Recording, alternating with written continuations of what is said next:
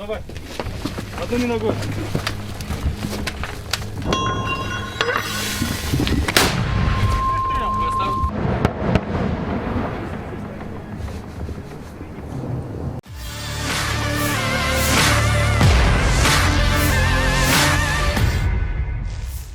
Angkatan bersenjata Rusia terus melancarkan aksinya dalam menggempur posisi pasukan Ukraina. Baru-baru ini, rentetan rudal Rusia kembali mengincar posisi militer Ukraina di Ukledar.